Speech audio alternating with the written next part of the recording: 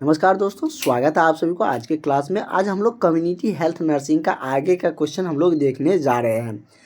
120 question इस note से हम लोग कर चुके हैं। इससे पहले वाले नोट से भी हम लोगों ने बहुत सारे क्वेश्चन किए हुए हैं। तो जो क्लास ज्वाइन किए हैं उसको दोनों नोट्स मिला हुआ है। वैसे ऑल टॉपिक जितने भी टॉपिक रहते हैं सबका नोट्स आप लोगों को पहले ही दे दिया जाता है।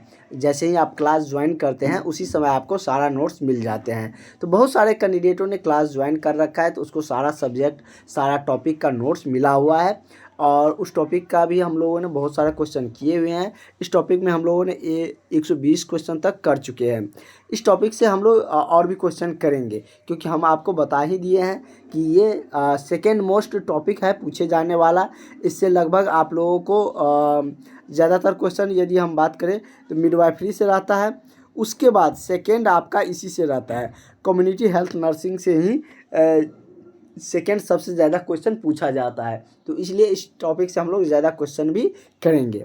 और जो भी कैंडिडेट क्लास ज्वाइन करना चाहते हैं, अभी तक क्लास नहीं ज्वाइन किए हैं, तो वो सारे कैंडिडेट इस नंबर पर कॉल करके व्हाट्सअप करके क्लास ज़रूर ज्वाइन कर ले। आपको निश्चित ही क्लास से फ़ायदा होंगे और आपका तैयारी बेहतर होंगे और जो वैकेंसी आ रही है उसमें आपको निश्चित ही सफलता मिलेंगे। बिहार वाला भी आ रहे हैं, कुछ दिन में आपको रेलवे का भी अपडेट देखने को मिलने वाले हैं। तो आपका प्रिपरेशन जितना बेहतर रहेगा तभी आपको जाकर मेरिट लिस्ट तक पहुंच पाइएगा। और वैकेंसी का भी जानकारी आपको मिलते रहते हैं क्लास के ग्रुप में, तो सारा इन्फॉर्मेशन आपको वहां पर मिलते रहते हैं। तो इसके लिए आप लोग ज़रूर क्लास में जुड़े रहिए। तो चलिए हम लोग क्वेश्चन को स्टार्ट करते हैं। वैसे ये क्वेश्चन हम लोग कल किए थे।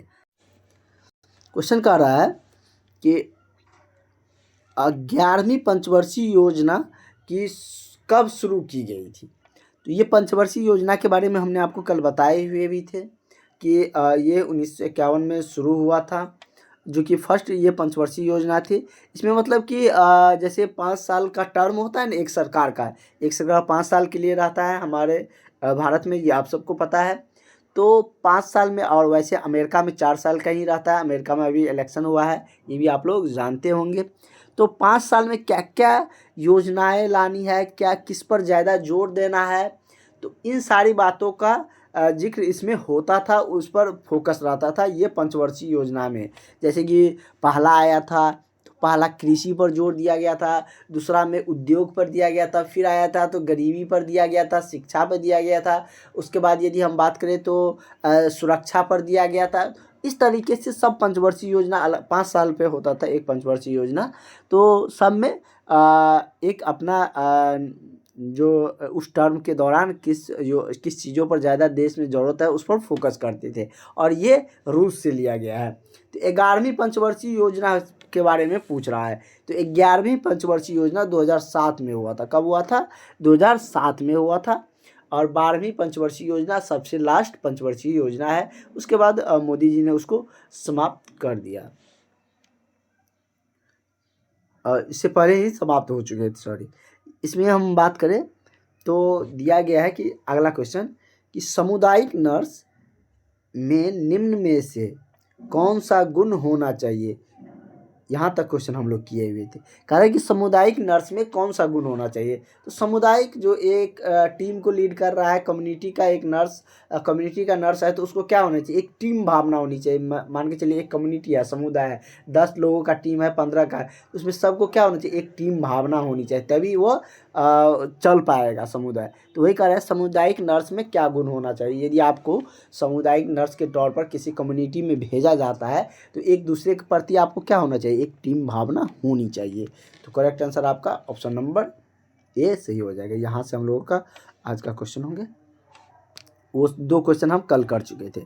ये कह रहा है कि सामुदायिक नर्स का कार्य क्षेत्र नहीं है। दिए गए जो क्वेश्चन है इसमें से कौन ऑप्शन में से आपको सामुदायिक नर्स का कार्य क्षेत्र नहीं है, जो कम्युनिटी नर्स होते हैं उसका कार्य क्षेत्र इसमें से कौन नहीं है। जैसे दिया है विद्यालय, स्वास्थ्य केंद्र, आंदोलन, परिवार। तो क्या होना चाहिए? ये आप लोग भी जानते हैं कि विद्यालय भी स्वास्थ्य केंद्र के सामुदायिक नर्स के अंतर्गत आएंगे। और आप बहुत बार आप देखते होंगे कि विद्यालय भी भेजा जाता है कुछ ऐसे टीकाकरण या कोई मतलब कि मेडिसिन देने के लिए, ये भी उसके कार्य क्षेत्र के अंतर्गत आते हैं। स्वास्थ्य केंद्र तो आएंगे ही, परिवार तो आएगा ही आएगा, आंदोलन नहीं आएगा। ऐसा नहीं कि आंदोलन हो रहा है तो वहाँ पर आपको भेजे जाएंगे कि जाओ वहाँ पर आप नर्स की ड्यूटी करिएगा, तो ये मतलब कि उसका कार्य क्षेत्र के अंतर्गत नहीं आएगा। तो करेक्ट आंसर आपका ऑप्शन नंबर क्या हो जाएगा, सी इसका करेक्ट आंसर हो जाएंगे। नेक्स्ट क्वेश्चन हम लोग देखते हैं। अगला हमारा क्वेश्चन कह रहा है कि निम्न में से सामुदायिक नर्स का कार्य है, वो था कि इससे पहले वाला क्वेश्चन था कि निम्न में से कौन सामुदायिक नर्स का कार्य क्षेत्र नहीं है, इसमें कह रहा है कि कौन उसका कार्य क्षेत्र है, मतलब कार्य क्षेत्र सॉरी कार्य है, कार्य क्षेत्र नहीं। इसमें कह रहा है कि निम्न में से कौन सामुदायिक नर्स का कार्य है। जैसे आपका क्या वर्क होंगे, जब आप जॉब पे जाइएगा तो आपका ड्यूटी क्या है, आकलन करना, नियोजन या मूल्यांकन। तो देखिए आकलन भी करिएगा किसी भी चीज़ का, उसका मूल्यांकन भी करिएगा, नियोजन भी करिएगा, कि ये तीनों हो आपका एक कार्य क्षेत्र के अंतर्गत आएंगे। सॉरी कार्य क्षेत्र भी कहिए या कार्य के, ये आपकी कार्य के अंदर अंतर्गत आएंगे। तो इसका करेक्ट आंसर क्या हो जाएगा, ऑप्शन नंबर आपका डी सही हो जाएगा। तीनों ऑप्शन सही है तो ऑल ऑफ दीज हो जाएगा। नेक्स्ट क्वेश्चन की तरफ हम लोग बढ़ते हैं।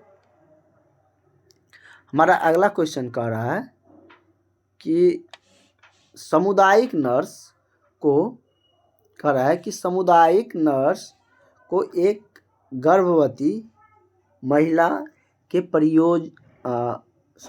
महिला के परिजनों को निम्न में से किस स्थान पर प्रसव कराने की सलाह देनी चाहिए।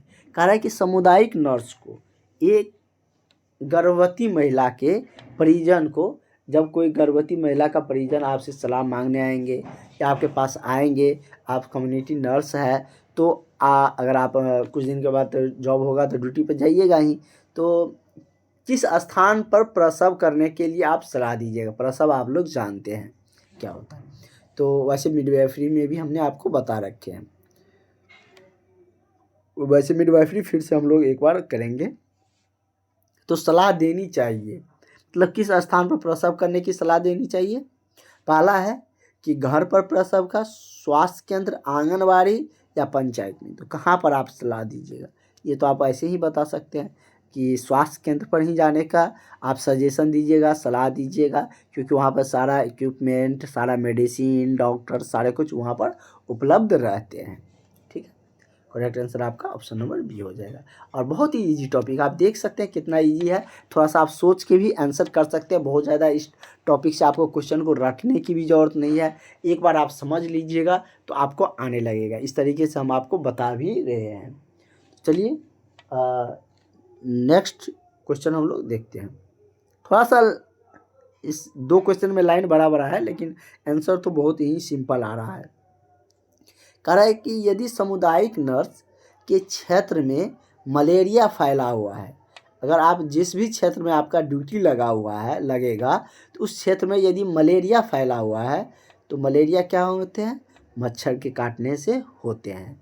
एडिज मच्छर, जो महिला मच्छर होते, तो अगर उसमें मलेरिया फैला हुआ है, ये आपको पता है कि मच्छर के काटने से ही होते हैं। एवं नर्स गृह मुलाकात के दौरान, अगर आपको घर जा कर मुलाकात करके स्वास्थ्य संबंधित पता करना है, आपको समस्या है, तो नर्स गृह मुलाकात के दौरान किसी घर में बुखार से पीड़ित व्यक्ति को देखती है, तो उसमें नर्स का कार्य क्या है। तो उसमें नर्स का कार्य पूछ रहा है, रक्त स्लाइड लेना या क्लोरोक्विन की गोली देना, या रोगी को उपचार के लिए स्वास्थ्य केंद्र पर बुलाना, या उपयुक्त सभी, ये आपसे पूछ रहा है। तो क्या है, रक्त का स्लाइडल भी देना पड़ता है, तो ये भी आपका सही हो जाएगा, फर्स्ट ऑप्शन भी। और मलेरिया में क्लोरोक्विन गोली दिया जाता है, ये इसका मेडिसिन है, तो ये भी सही है। और उपचार के लिए तो आपको स्वास्थ्य केंद्र में बुलाना ही पड़ेगा। तो तीनों ऑप्शन सही हो रहा है, तो करेक्ट आंसर आपका ऑल ऑफ दीज हो जाएगा। अच्छा, आप लोगों को लगेगा कि सर खाली बड़ा बड़ा क्वेश्चन करवा रहा है, इसके बाद हम इस क्वेश्चन पे आएंगे। ठीक है, पहले छोटा छोटा वाला क्वेश्चन हमको करवा देते हैं। अगला क्वेश्चन है कि नर्सिंग क्या कह रहा है कि नर्सिंग प्रक्रिया किस प्रकार की प्रक्रिया है। नर्सिंग प्रक्रिया किस प्रकार की प्रक्रिया है ये आपसे पूछ रहा है। वैज्ञानिक, उद्देश्य, चरणबद्ध या उपयुक्त सभी। तो ये एक क्या है, नर्सिंग की जो प्रक्रिया है वैज्ञानिक प्रक्रिया भी, साइंटिफिक प्रक्रिया भी है, किसी उद्देश्य से भी होते हैं, और क्रमबद्ध क्रम, जैसे आप नर्सिंग करने जाते हैं तो क्रम बाय क्रम आए हैं ना, वहाँ तक पहुँचे हैं ना, एक चरणबद्ध मतलब की प्रक्रिया भी है। तो तीनों ऑप्शन इसका भी सही है, इसलिए इसका correct answer all of these हो जाएगा, उपयुक्त सभी हो जाएगा। ऑप्शन नंबर डी आपका सही आंसर है। नेक्स्ट क्वेश्चन है आपका, अगला क्वेश्चन कर रहा है कि नर्सिंग योजना का सिद्धांत है। नर्सिंग योजना का क्या सिद्धांत है। स्पष्टता एवं लिखित, या सतत, या लक्ष्यों के अनुरूप निर्धारण, या उपयुक्त सभी। तो नर्सिंग योजना का सिद्धांत क्या है। तो नर्सिंग योजना का सिद्धांत इसमें से सभी है। क्या, स्पष्ट एवं लिखित भी, सतत भी, लक्ष्यों के अनुरूप निर्धारण भी। तीनों ऑप्शन सही है, तीनों मतलब कि नर्सिंग योजना का सिद्धांत है, इसलिए करेक्ट आंसर आपका ऑप्शन नंबर डी हो जाएगा, उपयुक्त सभी। ठीक है, अगला क्वेश्चन हम लोग देखते हैं। नेक्स्ट क्वेश्चन है कि सामुदायिक नर्स, क्या कह रहा है कि सामुदायिक नर्सिंग प्रक्रिया के किस चरण में जनसंख्या घनत्व जानते हैं ना, मतलब कि जैसे 1 किलोमीटर में या कुछ डिस्टेंस में कितनी आबादी है, उसको जनसंख्या घनत्व कहते हैं। अगर 2011 की जनगणना के अनुसार बात करें तो जैसे कि 2011 की जनगणना से लेकर आपको इस टॉपिक में कुछ क्वेश्चन देखने को भी मिले थे, तो जहाँ पर भी उससे रिलेटेड कोई टर्म आएंगे तो वहाँ पर हम आपको बताते चलेंगे। तो 2011 के जनगणना के अनुसार सबसे ज़्यादा जनसंख्या घनत्व वाला राज्य कौन है, तो बिहार है। कौन है, बिहार सबसे ज़्यादा जनसंख्या घनत्व वाला राज्य है। मतलब कि प्रति किलोमीटर में 1100 समथिंग 32 के आसपास लोग रहते हैं। वही यदि हम अरुणाचल प्रदेश की बात करें तो वहाँ पर जनसंख्या घनत्व सबसे कम है। ठीक है, तो वही कह रहा है कि सामुदायिक नर्सिंग प्रक्रिया के किस चरण में जनसंख्या घनत्व, पर्यावरण संबंधित जानकारी की प्राप्त की जाती है। नर्सिंग निदान, नर्सिंग योजना, नर्सिंग आकलन, या नर्सिंग क्रियान्वयन। तो क्या हो जाएगा, तो पर्यावरण संबंधित जानकारी प्राप्त की जाती है किसमें, तो ये किया जाता है नर्सिंग आकलन के तहत। किसमें, तो ये नर्सिंग आकलन के तहत। तो करेक्ट आंसर आपका ऑप्शन नंबर सी हो जाएगा। अगला क्वेश्चन हम लोग देखते हैं। अगला क्वेश्चन कह रहा है कि नर्सिंग योजना, नर्सिंग प्लानिंग निम्न में से किसके आवश्यक मतलब नीड, जरूरत के आधार मॉडल पर आधारित है। मॉसले के मॉडल पर, या ये सब एक साइंटिस्ट थे, मॉसले, ऑक्सफोर्ड, या मेकाइवर एवं पेज, या इनमें से कोई थे। किसके आधार पर नर्सिंग योजना, नर्सिंग प्लानिंग आधारित है, मतलब कि नीड्स मॉडल तैयार किया गया उस पर आधारित है। तो ये आपका नर्सिंग मॉसले पर है। किस पे, मॉसले पर। करेक्ट आंसर आपका क्या हो जाएगा, ऑप्शन नंबर आपका ए सही हो जाएगा। नेक्स्ट क्वेश्चन है कि स्वास्थ्य आकलन के तात्पर्य है। स्वास्थ्य आकलन के तात्पर्य क्या है, मूल्यांकन करना, या आंकड़े एकत्रित करना, देखभाल करना, या इनमें से कोई नहीं। तो स्वास्थ्य आकलन के तात्पर्य है कि आंकड़ों को एकत्रित करना। आकलन मतलब क्या, मतलब कि एकत्रित करके पता लगाना, चीज़ों को पता लगाना। तो वही कह रहा है कि मतलब स्वास्थ्य आकलन का तात्पर्य क्या होगा, आंकड़ों का एकत्रित करना, कि कहाँ पर कैसी स्वास्थ्य व्यवस्थाएं हैं, किस तरीके से मतलब कि स्वास्थ्य की रेशियो है, कितने आदमी कि किसी रोग से ग्रसित है, या कौन स्वास्थ्य मतलब कि स्वस्थ है। ये सब क्या है, एक मतलब कि आंकड़े एकत्रित किया जाता है। उसी आंकड़े के तहत जैसे कि कोरोना के समय थे तो उस समय भी आंकड़ा लगाया जाता था, उससे पता चलता था ना कि इतना आदमी इस राज्य में संक्रमित है, पूरे देश में इतना लाख संक्रमित है। तो ये सब है। और अभी आपको न्यू वायरस का भी नाम सुनने को आ रहा है, जो कि चीन से फिर फैलने जा रहे हैं। अगला क्वेश्चन है कि निम्न में से स्वास्थ्य आकलन की विधि नहीं है। कह रहा है कि निम्न में से स्वास्थ्य आकलन की विधि नहीं है। कौन? परिश्रवण या स्पर्श परीक्षण, आघात करना, प्रोसिक्यूशन, या इनमें से कोई नहीं।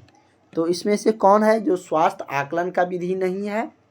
तो ये आपका इनमें से कोई नहीं, सब स्वास्थ्य का ही आकलन करता है। ये परिश्रवण के द्वारा भी, स्पर्श परीक्षण के द्वारा, आघात करना, प्रोसिक्यूशन के द्वारा भी क्या किया जाता है? स्वास्थ्य आकलन का ही विधि है। आपसे पूछ रहा है कि कौन नहीं है, तो करेक्ट आंसर आपका ऑप्शन नंबर डी हो जाएगा। नेक्स्ट क्वेश्चन हम लोग देखते हैं।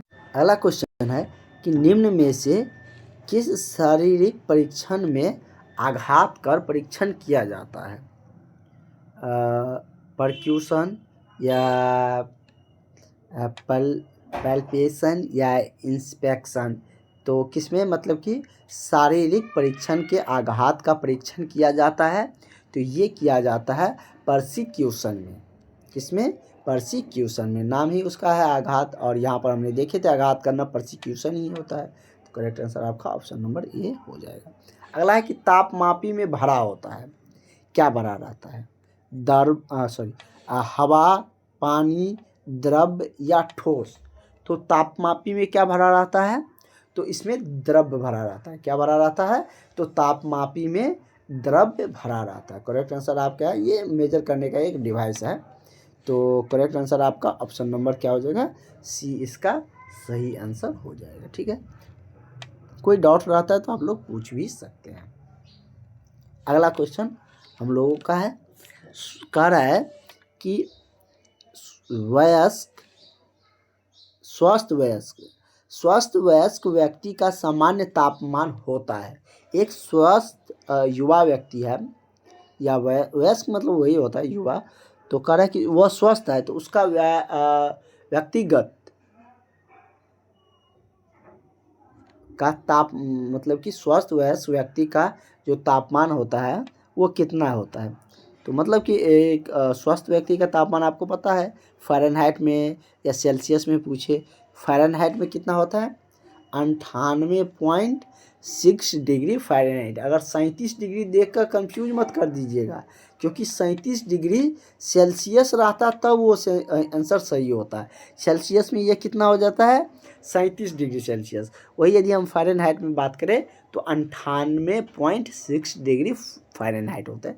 टेम्परेचर की ये मापने का इकाई होते हैं, और सबसे सरल इकाई क्या है? मतलब कि टेम्परेचर को किस में व्यक्त किया जाता है? तो केल्विन, मतलब कि केल्विन उसका एक क्या है? आइडियल मतलब कि मापने की इकाई है। तीन वैसे तो चार है, लेकिन तीन मेनली आपको टेम्परेचर के मापने की एक यूनिट है। जैसे कि क्या हो गया? सेल्सियस हो गया, जिसको डिग्री सेल्सियस से लिखते हैं, फ़ारेनहाइट हो गया, केल्विन हो गया। ठीक है, तो इसका एक फॉर्मूला भी होता है। क्या होता है? C/5 बराबर F-32/9। ये क्या है? ये एक फॉर्मूला है। जैसे क्या? अगर सेल्सियस का मान आपको 37 डिग्री दिया है, तो यहाँ पर रख दीजिएगा, और फ़ारेनहाइट दूसरा निकल जाएगा। एक का मान पता रहेगा तो दूसरा निकलेगा ना समीकरण से। ये सब तो आप 5, 6, 7, 8, 9, 10 तक खूब पढ़े होंगे मैथ में, तो उससे फ़ारेनहाइट निकल जाएगा। अगर आप 37 डिग्री रखिएगा तो फ़ारेनहाइट 98.6 आएगा। ठीक है, तो ये एक फॉर्मूला है, इसको याद रख लीजिएगा, क्योंकि ये पूछा जाता है। मतलब कि चेंज करने के लिए आपको दिया जाता है कि इतना डिग्री सेल्सियस है तो फ़ारेनहाइट में कितना होगा। ठीक है, C/5 बराबर F-32/9, सारा इसी से निकल जाएगा। तो इसका करेक्ट आंसर क्या हो जाएगा? ऑप्शन नंबर फर्स्ट आपका सही हो जाएगा। कोई भी क्वेश्चन आएंगे और वहाँ से रिलेट करके कोई भी क्वेश्चन बन सकता है, एग्जामिनर पूछ सकता है, तो वो हम आपको बताते हुए ही चलेंगे, क्योंकि आपको एग्ज़ाम में एक भी क्वेश्चन छूटना नहीं चाहिए, और सारा क्वेश्चन लगभग आपको आते होना चाहिए। क्योंकि अगर आप ज़्यादा बना कर आते हैं फिर भी उसमें रंगने में कुछ ना कुछ थोड़ा सा गलतियाँ एग्ज़ाम के प्रेशर के कारण रह जाते हैं। इसलिए अगर आप ज़्यादा बना के आइएगा सही तभी आपको मतलब कि ज़्यादा नंबर आएगा। कुछ गलती हो भी जाएंगे तो भी उससे ज़्यादा फ़र्क नहीं पड़ेगा। तो इसलिए आपको ज़्यादा से ज़्यादा क्वेश्चन आते होना चाहिए। इसलिए ज़्यादा चीज़ों को बताते हुए हम लोग आगे बढ़ेंगे, आप लोग भी उसको सीखते हुए चलिएगा। अगला क्वेश्चन हम लोगों का है कि शारीरिक क्या कह रहा है कि शारीरिक आकलन असेसमेंट का उपयोग है क्या नर्सिंग देखभाल में, रोग निदान में, या उपचार की प्रगति में, या उपयुक्त सभी में। तो शारीरिक आकलन असेसमेंट का उपयोग किस में होता है? ये इन तीनों में होता है। किस में? तो नर्सिंग देखभाल में भी, रोग निदान में भी, उपचार के प्रगति में भी। तो करेक्ट आंसर क्या हो जाएगा? ऑप्शन नंबर आपका डी सही हो जाएगा। ठीक है, नेक्स्ट क्वेश्चन है स्टेथोस्कोप। स्टेथोस्कोप के बारे में आप लोग जानते होंगे। क्या है? मतलब एक डिवाइस है। क्या है? एक डिवाइस है। तो वही आपसे पूछ रहा है कि स्टेथोस्कोप की सहायता से ज्ञात किया जाता है। क्या चीज़ ज्ञात किया जाता है? तापमान, या बाल का साउंड, या हृदय की गति दर। आप हृदय की गति दर के बारे में जानते होंगे, लेकिन तापमान भी उससे पता चल जाता है। मतलब कि हृदय जब धड़कता है तो उसका क्या दर है। वैसे सामान्य मनुष्य का हृदय दर कितना होता है? तो पर मिनट की हम बात करें तो 120 होता है। कितना? 120 पर मिनट के हिसाब से ये हमारा धड़कन क्या होता है? धड़कता है, हृदय धड़कता है। तो उसको मतलब कि उसके दर को मापने के लिए ही स्टेथोस्कोप लगाया जाता है। तो ये मतलब कि क्या है? और इसमें अगर हम बात करें तो इससे एक साउंड, अल्ट्रासोनिक साउंड निकलते हैं, जो कि और इसमें जब डॉक्टर इसको लगाते हैं, मतलब सुनते हैं इसके माध्यम से, तो कुछ आवाज़ जो आती है, जो जिगजैग टाइप के कुछ आवाज़ उसमें सुनाई देती है। तो इसका करेक्ट आंसर आपका डी हो जाएगा, जो कि ए और बी दोनों सही होंगे। तापमान भी इसकी सहायता से ज्ञात किया जाता है, और हृदय दर भी। तो करेक्ट आंसर आपका ऑप्शन नंबर डी हो जाएगा। नेक्स्ट क्वेश्चन की तरफ हम लोग बढ़ते हैं। अगला क्वेश्चन हम लोगों का है कि निम्न में से क्या कह रहा है कि निम्न में से फोमिट जनित क्या है? तो फोमिट जनित रोग, फोमिट जनित जो संचरण है वो किस प्रकार का संचरण होता है? मतलब संचरण मतलब एक से दूसरे में जो फोमिट रोग फैलता है वो किस प्रकार का संचरण है, किस माध्यम से फैलता है, इस तरीके से भी पूछ सकते हैं। जैसे क्या? वाहन जनित, वायु जनित, प्रत्यक्ष संचरण, अप्रत्यक्ष संचरण। प्रत्यक्ष मतलब जो दिखता है कि मतलब कि फैल रहा है, या अब जो कुछ अप्रत्यक्षली होती हैं। तो इस तरीके से मतलब कि 4 ऑप्शन आपको दिया गया है। तो क्या होता है, किस तरीके से होता है? ये फोमिट जो होता है अप्रत्यक्ष तरीके से संचरण होता है। ठीक है, मतलब कि इनडायरेक्टली नहीं, इनडायरेक्टली तरीके से वो क्या होता है? संचरण इसका होता है। जैसे क्या? मतलब कि कोई चीज़ लिए, उसे हम अगर 2 आदमी पास में, एक का फोमिट जनित संचरण है और दूसरे में जाना है, मतलब इनडायरेक्टली नहीं गया, कुछ उससे लिया या कुछ उसके हाथों से खाया या कुछ किया, तो वो मतलब क्या उसके, या कुछ इनडायरेक्टली तरीके से गया, तो वो क्या हो गया? मतलब कि अप्रत्यक्ष संचरण मतलब कि तरीके से वो फैलता है, संचरित होता है। अगला है कि संक्रमित हाथों द्वारा होने वाले रोग संचरण किस प्रकार होता है? कह रहे संक्रमित हाथ हो, जैसे कोई वर्क करते हैं डॉक्टर, जैसे ऑपरेशन करते हैं, या कोई वायरस जनित कोई पेशेंट आते हैं, तो वहाँ पर संक्रमण का फैलने का डर होता है। और हमने आपको बता भी रखे हैं पिछले 2 क्लास पहले कि कौन सा संक्रमित रोग होते हैं, कौन असंक्रमित रोग है, इसके बारे में हमने आपको बताए थे। जैसे क्या? हैजा सब, एड्स सब, ये सब क्या है? संक्रमित रोग है। वायरस वाले जो भी रोग होते हैं वो सब संक्रमित होते हैं, एक से दूसरे में फैलते हैं। तो अगर संक्रमित हाथों द्वारा होने वाले रोग का संचरण किस प्रकार होगा? प्रत्यक्ष संचरण, अप्रत्यक्ष, वाहन जनित, या उपयुक्त सभी। तो यह किस प्रकार का होगा? तो यह अप्रत्यक्ष संचरण होता है। ठीक है, नेक्स्ट क्वेश्चन हम लोग देखते हैं क्या कह रहा है।